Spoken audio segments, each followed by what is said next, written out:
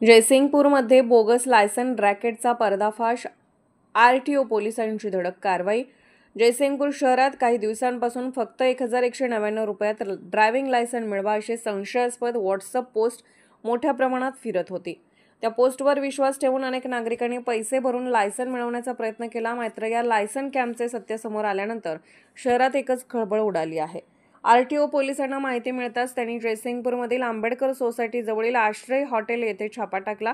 तेथे जमीर मेहमूद सय्यद वय 29 राहणार टाकळी तालुका शिरोळ आणि प्रवीण राजाराम गायकवाड वय 40 राहणार तेडवाड तालुका शिरोळ हे दोघे संशयित बनावट लायसन प्रकरणात अटक करण्यात आले।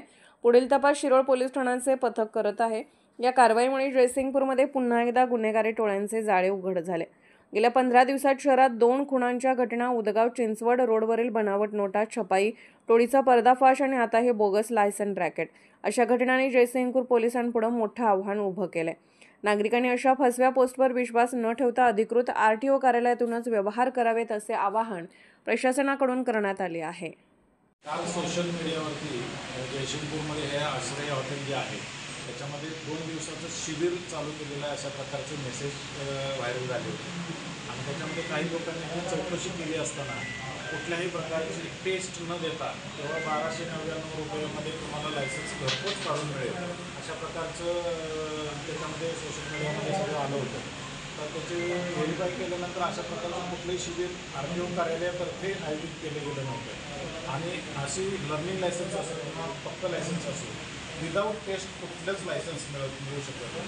त्याच्यामध्ये लर्निंग लायसन्ससुद्धा ऑनलाईन टेस्ट असते, जे अगदी फेसलेस स्वरूपात जरी असलं तरी फेसलेसमध्ये ऑनलाईन टेस्ट असते। कुठलीही टेस्ट न देता हे कुठला प्रकार आहे की डायरेक्ट घरपोच लायसन्स, त्यामुळे आम्ही व्हेरीफाय करण्यासाठी सकाळी पोलीस स्टेशनला रितसर कल्पना देऊन आम्ही चेक केला असता त्यांनी मानवी स्वरूपातले पावत्या देऊन अर्ज दाखल करायचं काम सुरू केल्याचं आढळलं। त्याच्यामध्ये हा सगळा गैरप्रकार आमच्या लक्षात आला की याच्यामध्ये लोकांची फसवणूक होते। एकतर लोकांचे पैसे लोबाडले जाणार किंवा काहीतरी सिस्टीममध्ये गैरप्रकार करून लायसन्स अधिकृतरित्या न देता अनधिकृत मार्गाने लायसन्स इश्यू करण्याचे प्रकार लक्षात आल्यामुळे त्या सगळ्या प्रकाराला आळा घालण्यासाठी प्राथमिक स्वरूपात याच्यामध्ये धाक टाकून त्यांचे सगळे आता मध्यमान जो आहे तो केलेल्या पोलिसांचं पुढचं काम चालू झालं।